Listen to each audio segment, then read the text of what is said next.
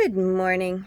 I'm out here watering my garden this morning. It's quite early, and as the hose had reached a bare spot in the ground, I realized, wait a second, this is an opportunity. I can show you guys something. So here goes. Here it is. We are in September, and look, we've got these little greens coming up. Look at that. Those are greens coming up. That's my winter garden starting. Yay! See, my winter garden starting. Winter garden. These all come up all on their own. So anyway, so what's this opportunity that I wanted to show you? Well, I want you to notice how the ground, I don't know if you can notice it, but the ground is not even. It's not perfectly flat. There are little indentations. You see, maybe there you can see a little bit more. The ground is hilly, dented, dimpled. Some people would say that's a problem. Well, I say that's perfect, because if this was perfectly flat, then I would not have the ability to catch water, more water on this surface. You see, these little puddles, those little pock marks in the ground, those little craters create puddles, and it allows the ground to absorb more water. I've got these little puddles all throughout the yard, and they're collecting more water than if the yard was perfectly flat. It also adds more character. You see, it fills up, and then as the water, you see that? Some of the water runs away, but it holds the water longer, giving time for the water to sink in deeper into the ground. I like to go like this and just let the water run. This part is at a slight slope, but I'm not worried because there's a dip over there that all the water collects into, and there's a dip around all the trees that the water collects into. Oh, look at that. This one is birdseed. Very nice. And you see that? Look at that. This is already ready to pick almost for a salad. Look at that. These are radishes. You see how that is pulling up there? It's just pulling up. It's going to fill up. And so that gives me a lot more water. So don't worry about it if your yard is not perfectly smooth. Look at that. That's under a tree, so I don't mind getting it wet. But that is a whole mix of winter vegetables in there. Now, it is still quite warm out. I mean, we're in the mid-30s in the daytime. It's very humid, but our nighttime is cool and refreshing, actually.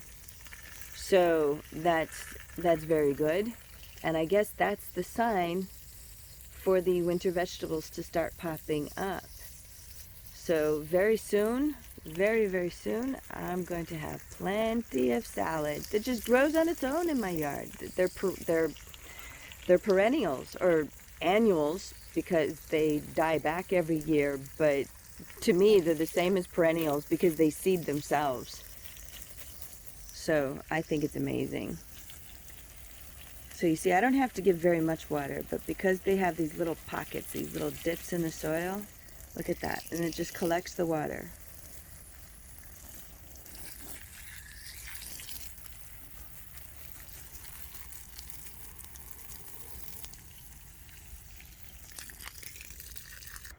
So you see how the water just pulls down? It just collects in those little pockets before moving on. And that's a really good way to saturate your soil. So if you don't have a perfectly flat yard, that's fine. If you don't have a perfectly flat garden bed, that's fine. Because these little pools of water, I mean, look at how much water is going to soak into that one area. Now over here, I don't have as many pock-marked holes. And if you take a look, it's flat. And this area is much drier than the area with the holes, with the little dips in it. And I have to saturate this section a lot more with every watering. So I water it, then I water another section of the yard, and then I come back. So, you know, having a perfectly flat yard is not always best. It certainly doesn't hold the water nearly as well as an uneven yard. You have a lot of dips. I mean, think about those dips as being natural ponds. Take advantage of them. As long as you're not stepping into them and breaking your ankle, you know, as you're walking through your yard, those dips are really beneficial. You see, take a look, even through the mulch, I see this is a long dip. It goes like that, all the way through. It's this irrigation ditch into the yard.